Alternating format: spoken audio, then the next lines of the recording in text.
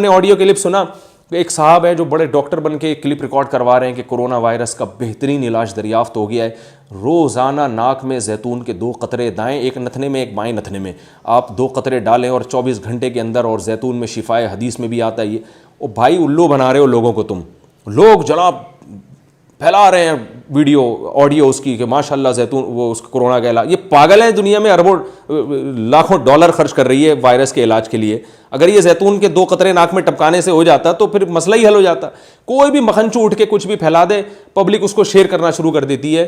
نبی صلی اللہ علیہ وسلم نے ارشاد فرمایا کفا بالمرء کذبا ان یحدث بکل ما سمع, انسان کے جھوٹا ہونے کے لیے کافی ہے کہ ہر سنی سنائی بات کو آگے نقل کر دے.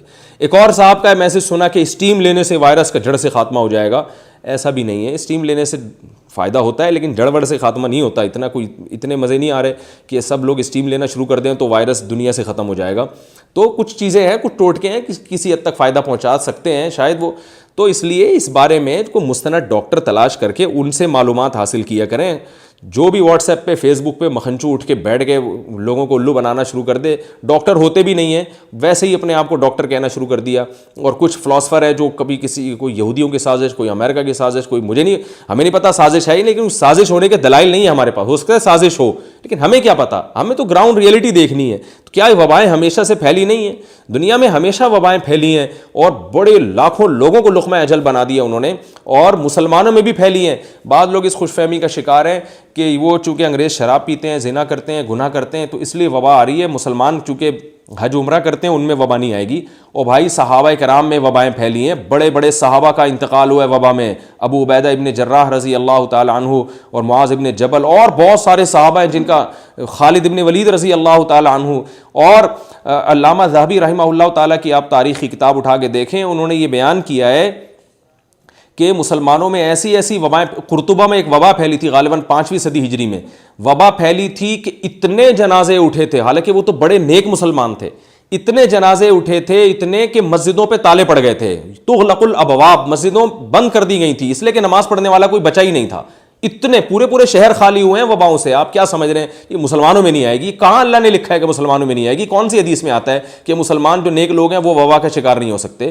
ابھی جو کرونا وائرس سے جو ہلاکتیں ہو رہی ہیں ان میں تو نیک لوگوں کی تعداد زیادہ ہے, زیادہ نہ بھی ہو تو اکثر نہ بھی ہو تو بڑی تعداد ہے.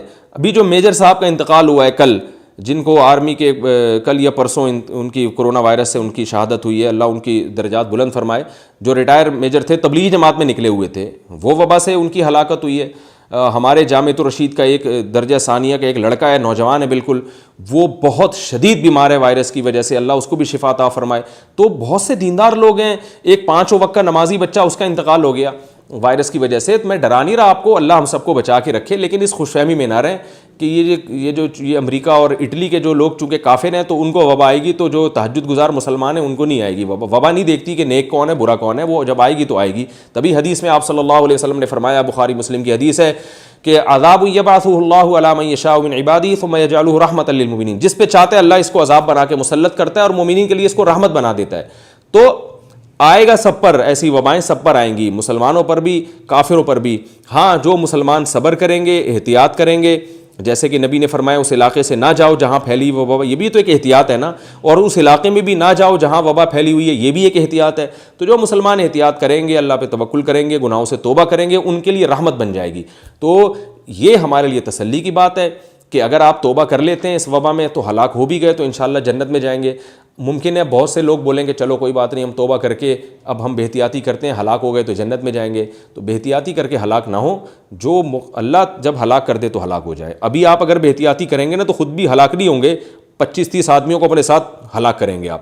وہ ایک کسی نے بڑی اچھی مجھے وہ کارٹون بھیجا, کارٹون تو نہیں, ایک واٹس ایپ پہ ایک چیز شیئر کی کہ ایک فوجی جو ہے نا میدان جنگ میں گدھے کو کندھے پہ اٹھا کے سفر کر رہا ہے.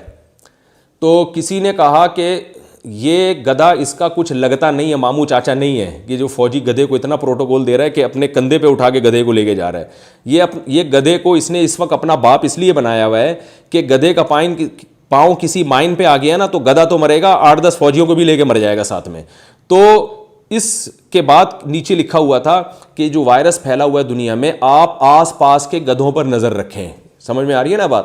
یعنی یہ نظر رکھیں کہ آپ تو احتیاط کر رہے ہیں لیکن کوئی گدھا ایسا ہوگا جو احتیاط نہیں کر رہا, 20 لوگوں سے ملاقاتیں کر کے آپ کے پاس آ کے خود تو نہ مرے, آپ کو وائرس ٹرانسفر کر کے چلا جائے گا. تو اس وائرس کے موقع پر تمام حضرات سے میری گزارش ہے کہ آس پاس کے گدھوں پر نظر رکھیے, وہ ایسا نہ ہو کہ خود بھی برباد ہوں, آپ کو بھی برباد کریں.